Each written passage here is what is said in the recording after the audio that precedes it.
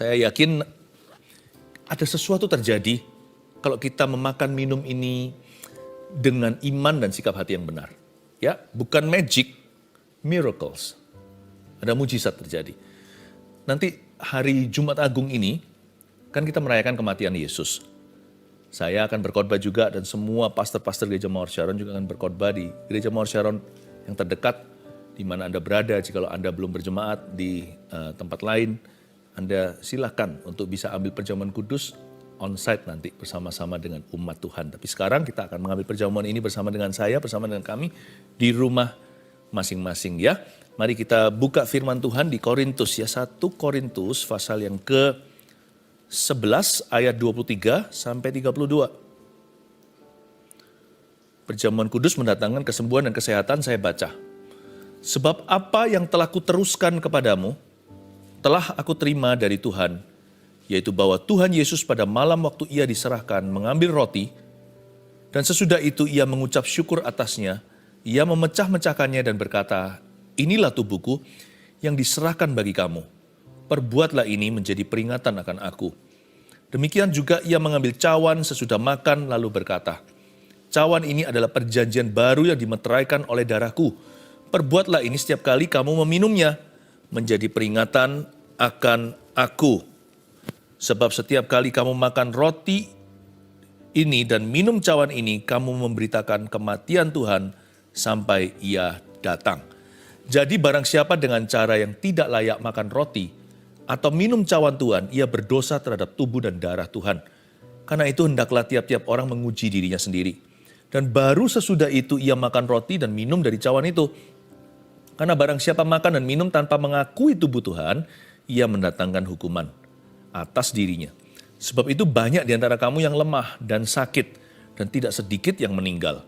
Kalau kita menguji diri kita sendiri, hukuman tidak akan menimpa kita. Tetapi kalau kita menerima hukuman dari Tuhan, kita dididik supaya kita tidak akan dihukum bersama-sama dengan dunia. Ternyata perjamuan kudus itu bukan hanya liturgi saja. Selain ada makna, ada kuasa. Buktinya orang salah ngambil, bisa sakit, bisa mati. Bukan berarti semua orang yang sakit karena berdosa ya. Tapi juga ada orang-orang yang karena berdosa terhadap perjamuan kudus, mereka sakit, lemah, meninggal dunia sebelum waktunya atau premature death. Berarti kalau diambil dengan cara salah punya dampak. Diambil dengan cara yang benar, apalagi dengan sikap iman, berdampak pula. Sebaliknya mendatangkan kesembuhan dan mendatangkan kesehatan. Jangan pernah remehkan loh, seperti seolah-olah seperti ini hanya sebuah roti anggur biasa. No. Bukan ininya. Persekutuan kita dengan Tuhan ketika mengambilnya. Selain itu, iman kita pada apa yang diceritakan oleh ini. That brings power. Itu membawa kuasa.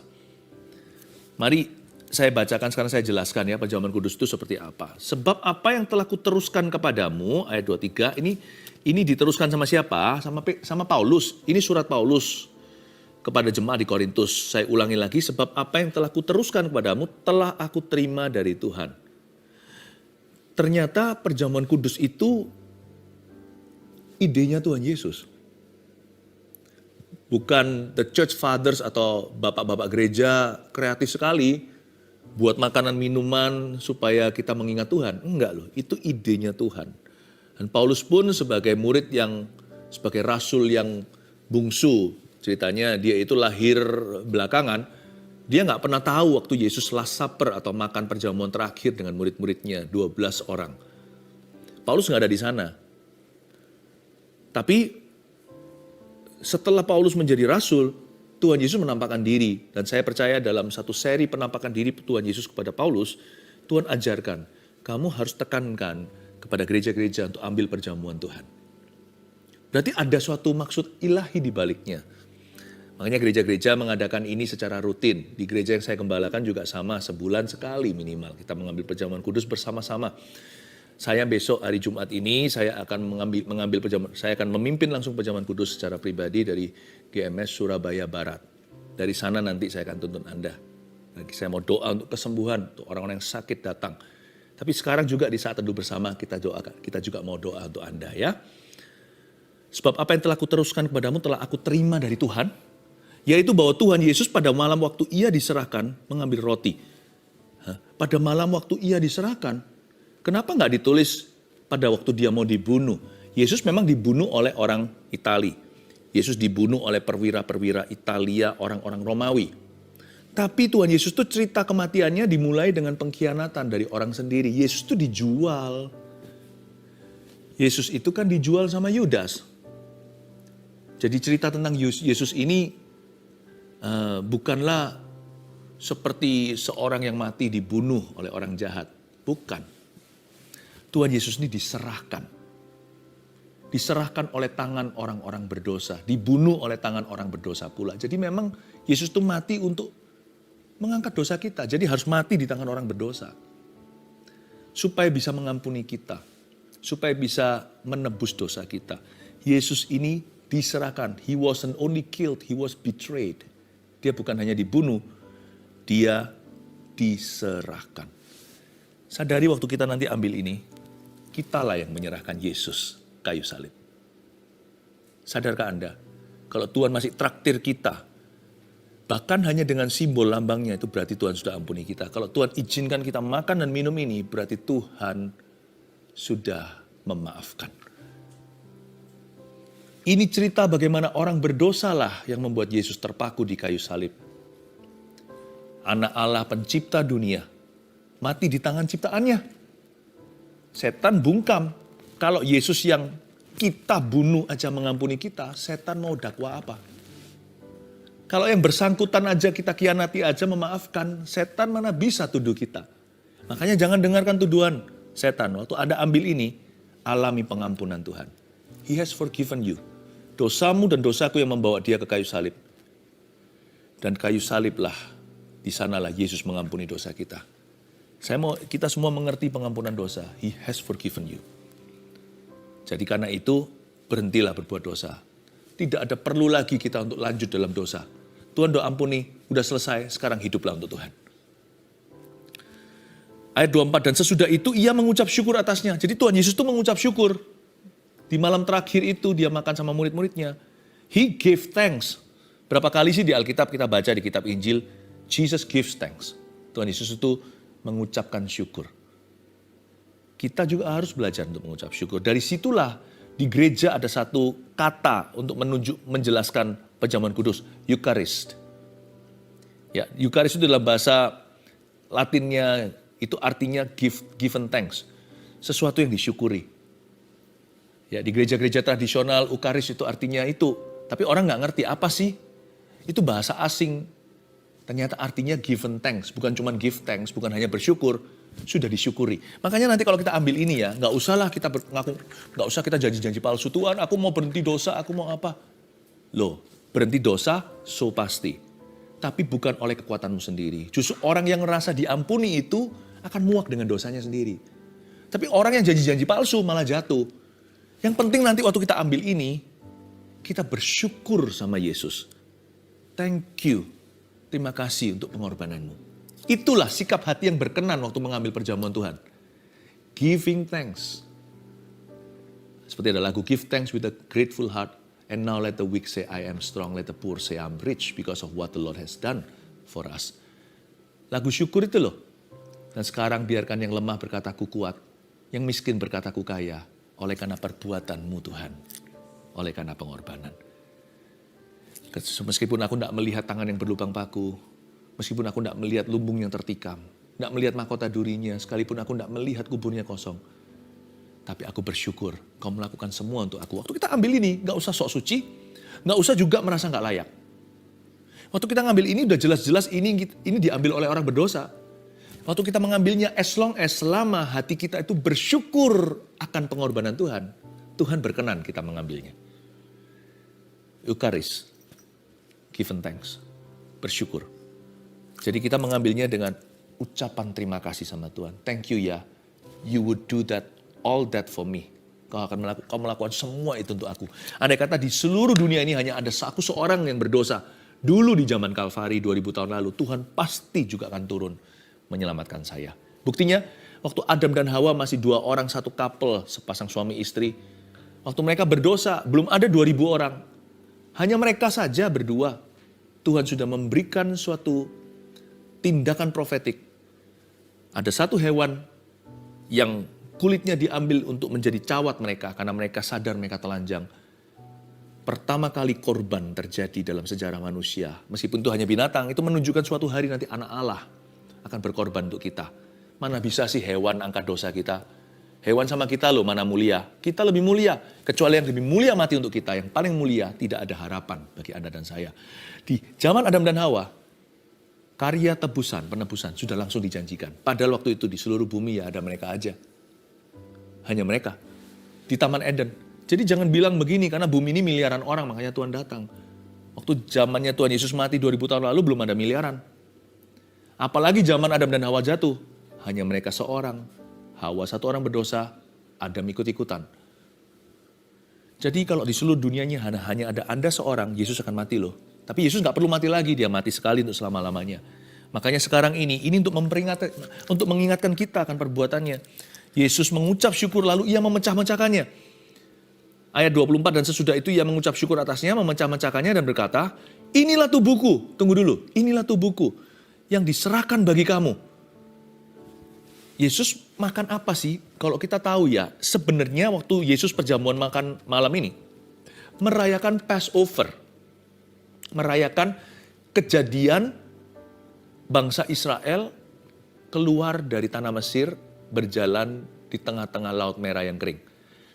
Sebelum itu mereka harus makan di rumahnya untuk kenyangkan karena sebentar lagi perjalanan. Nah mereka makan apa? Mereka makan roti tidak beragi. Nggak pakai ragi atau pakai yeast.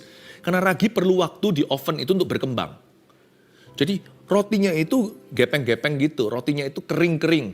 Ya, rotinya itu nggak berkembang. Nggak fluffy. Kalau ini jadi bakery nggak laku. Karena mereka perlu cepat makan.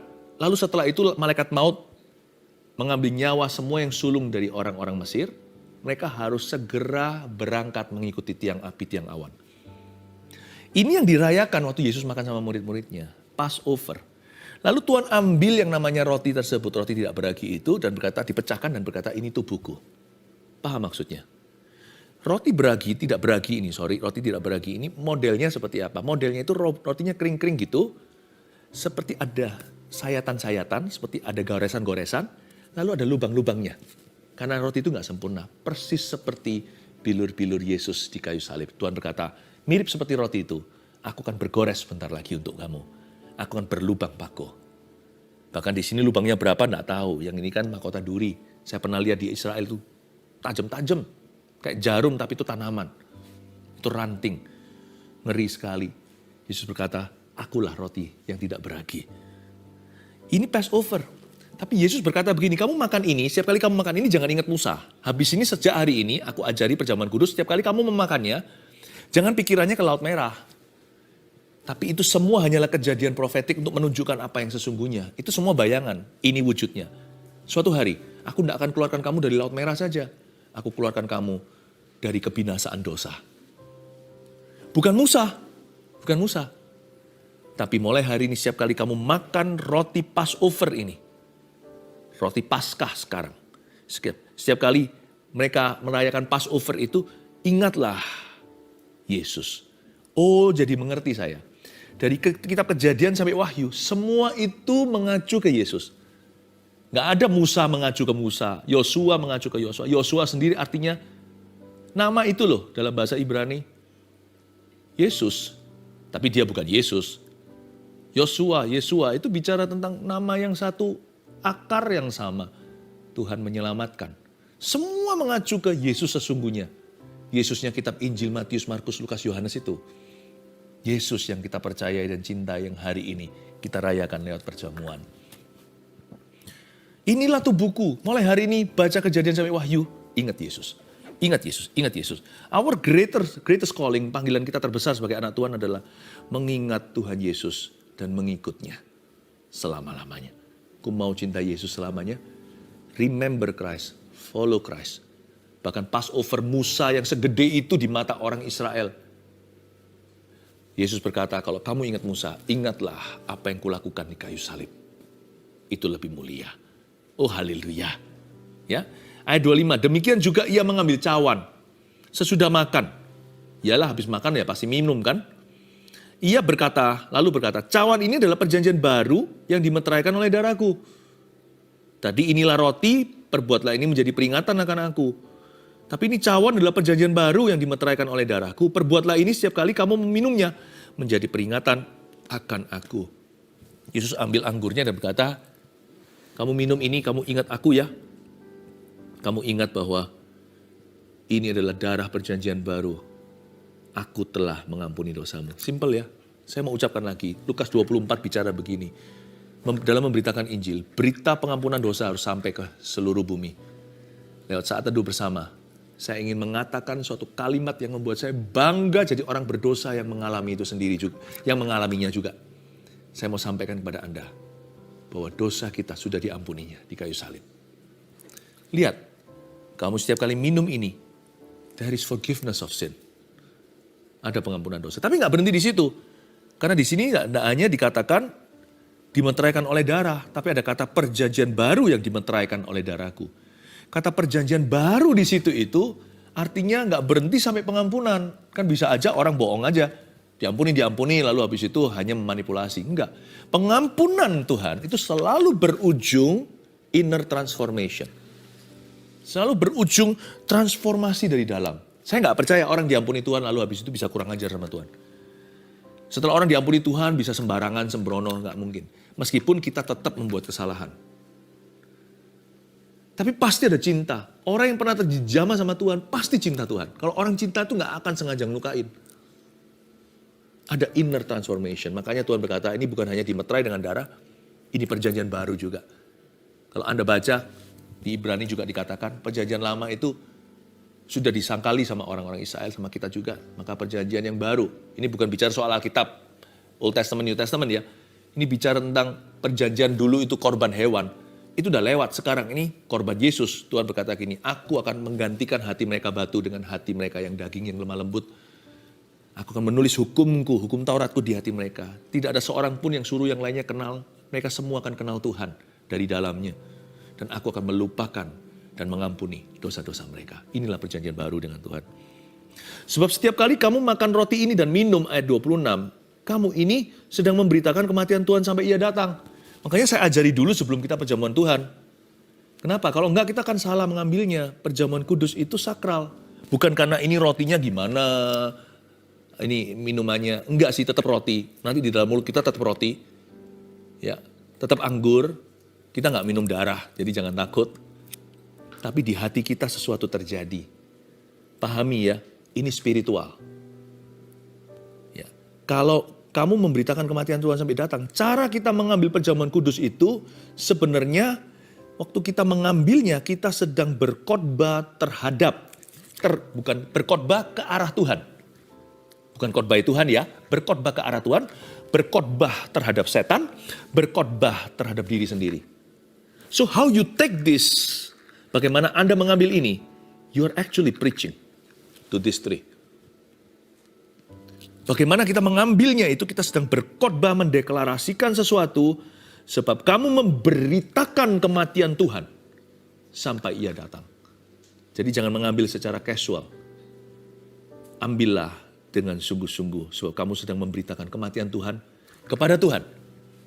Maksudnya kita menyatakan pada Tuhan, Tuhan aku percaya. Tuhan aku mengambilnya sebagai hak warisan orang percaya. Ngomong sama setan, you're done.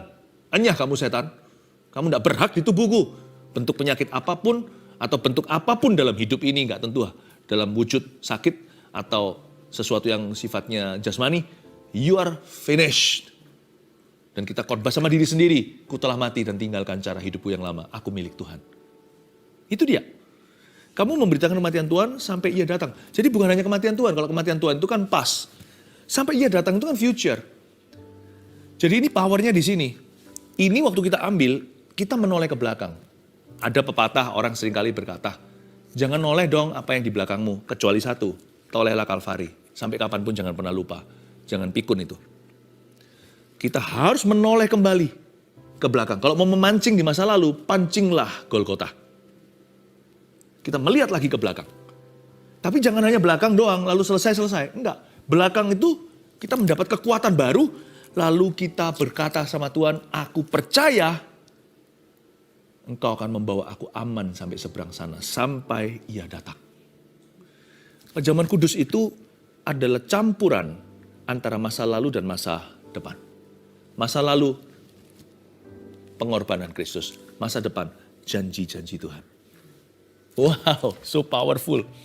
Kamu memberitakan kematian Tuhan sampai Ia datang. Not just the death of Christ, but the life in Christ. Bukan cuma kematian Kristus, tapi kehidupan di dalam Yesus. Jadi barang siapa dengan cara yang tidak layak makan roti dan minum cawan Tuhan. Gak layaknya gimana? Apakah orang suci saja yang bisa minum makan ini yang santo-santa? Enggak layak di sini maksudnya ini bukan gak layak secara orang berdosa. Gak layak di sini adalah orang-orang yang main-main, yang mencemoohkan, yang menginjak-injak. Saya rasa tidak ada lah di jemaat saat teduh yang begini. Kalau yang worthy nggak ada juga yang layak sungguhan. Saya juga enggak. Kita dilayakkan iya. Jadi jangan takut dengan kata tidak layak di sini. Ini tidak menjelaskan, bukan deskripsi tentang Anda. Tapi berjaga-jaga. Jangan sampai orang main-main dengan sesuatu yang sifatnya suci dan kudus ini. Dan sekali lagi, jadi barang siapa dengan cara yang tidak layak makan roti atau minum cawan Tuhan, ia berdosa terhadap tubuh dan darah Tuhan. Karena itu hendaklah tiap orang menguji dirinya sendiri. Dan baru sesudah itu ia makan roti dan minum dari cawan itu. Setengah jam ini saya menyampaikan firman Tuhan sudah menjadi ujian. Karena barang siapa makan dan minum tanpa mengakui tubuh Tuhan, ia mendatangkan hukuman. Nah, ia mendatangkan hukuman atas dirinya, ayat 29. Nah, saya coba balik ya. Berarti kalau kita makan dan minum dengan mengakui tubuh Tuhan, ia mendatangkan berkat atau kehidupan atas dirinya. Fair kan? Musa diberitahu Tuhan, kamu berdiri di satu tempat, sebelah kiri, kanan, sebelah sana, sini, gunung ini untuk berkat, gunung itu untuk kutuk, serukan. Pedang bermata dua ini coba kita baca. Karena barang siapa makan minum tanpa mengakui tubuh Tuhan, ia datangkan hukuman. Sekarang sisi satu berkatnya. Karena barang siapa makan dan minum dengan mengakui tubuh Tuhan, ia mendatangkan kehidupan. Jadi judulnya, perjamuan kudus mendatangkan kesembuhan dan kesehatan. Itu sesuai dengan firman. Ayat 30, apa aja yang terjadi si hukumannya, sebab itu banyak di antara kamu yang lemah. Kata lemah sana infirmity atau kelemahan tubuh. Nggak beres-beres. Dan sakit. Sekali lagi jangan hakimi orang lain ya. Orang lain kalau sakit nggak tentu tuh.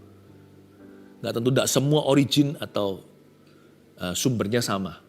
Tetapi ini hanyalah sebuah statement pernyataan yang sangat jelas dan gamblang.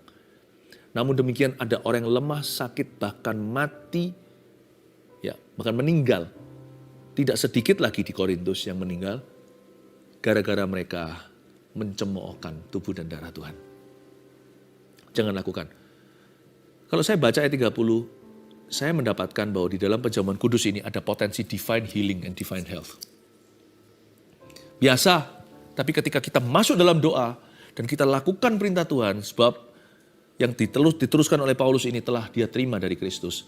Waktu kita lakukan ini, ada potensi kesembuhan dan kesehatan ilahi di dalamnya. Kesembuhan ilahi bagi yang sakit, kesehatan ilahi supaya jangan jatuh sakit. Kalau kita menguji diri kita sendiri, hukuman tidak menimpa kita. Tetapi kalau kita menerima hukuman dari Tuhan, kita dididik supaya kita tidak akan dihukum bersama-sama dengan dunia. Ginilah, orang-orang di Korintus bukan berarti Tuhan benci sama mereka. Mereka dapat hukuman karena mereka salah, tapi hukumannya tidak sama dengan hukuman kekal. Itu adalah corrective punishment, ya, corrective punishment, bukan eternal punishment, bukanlah hukuman kekal, tapi hukuman koreksi. Ada orang-orang tertentu memang sekilas aja ya ayat ini supaya Anda tidak bingung. Ada anak-anak Tuhan yang memang mati lebih dini, ketika mereka memilih untuk memilih jalur yang salah, stubbornly.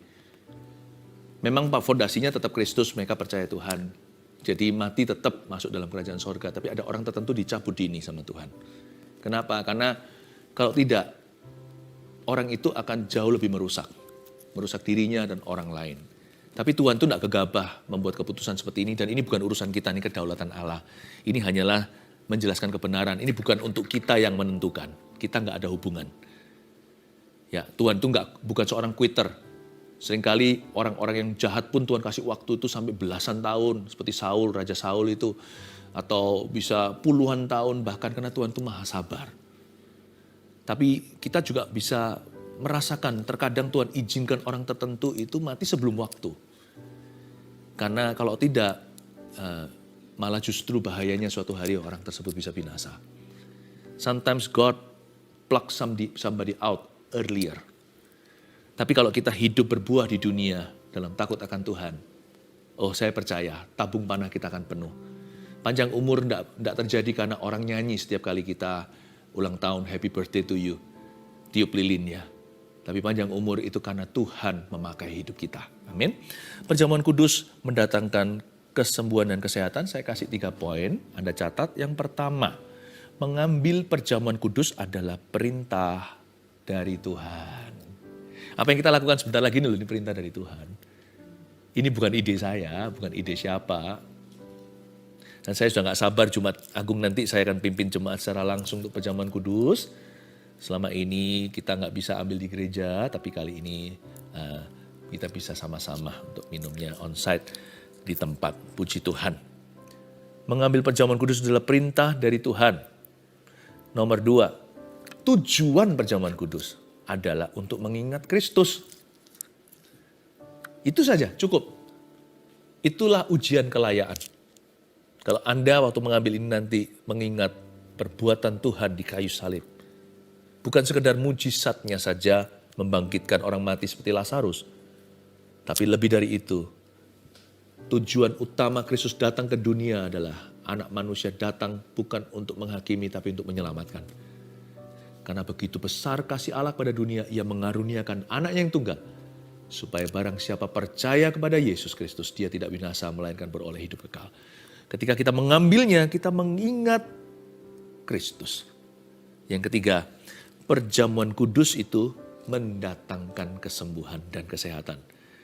Jadi kalau perjamuan kudus ini bisa buat banyak orang di Korintus itu lemah, sakit, dan meninggal. Kalau Anda baca di surat Korintus, orang Korintus memang nyentrik-nyentrik. Agak ngawur-ngawur kalau menurut saya. Tapi Tuhan cinta mereka. Anania Safira itu mati begitu karena dia mencoba menipu Roh Kudus di dalam gereja. Itu pun bentuk kasih Tuhan kepada seluruh gereja loh. Sehingga yang lainnya jangan ikut-ikutan. Di Korintus juga ada yang sampai akhirnya yang ada yang meninggal dunia. Itu supaya mereka tahu bahwa ini bukanlah penyembahan persembahan kepada berhala seperti yang mereka lakukan di masa lalu mereka. Karena Korintus itu penyembahan berhalanya kuat sekali. Ini orang-orang ex-idol worshiper semua. Nah, mereka gak bisa pakai cara gitu. Sedangkan menyembah berhala aja mereka memperlakukan itu dengan sakral kok. Padahal itu salah. Ini sama Tuhan mereka malah justru sembarangan. Gak boleh sembrono. Gak boleh sembrono. Waktu kita ambil nanti, kita mengambilnya dengan, jangan lupa, give and thanks. Kita syukuri ini. Thank you Jesus. Thank you for the cross. Thank you Jesus. Terima kasih Tuhan Yesus. Engkau bukan hanya memikul dosaku, tapi sakit penyakitku juga. Yesaya 53. Sakit penyakit kita dipikulnya. Thank you Lord. Dan perjamuan kudusnya diambil dengan cara begitu, dengan iman, dengan sikap hati yang benar, mendatangkan healing, kesembuhan, dan mendatangkan divine health, kesehatan ilahi. Siapkan hati ya, kita sebentar lagi akan mengambilnya. Sudah ada semua kan? Sudah dibawa semuanya, roti, kuenya, airnya. Mari kita sama-sama menghampiri Tuhan.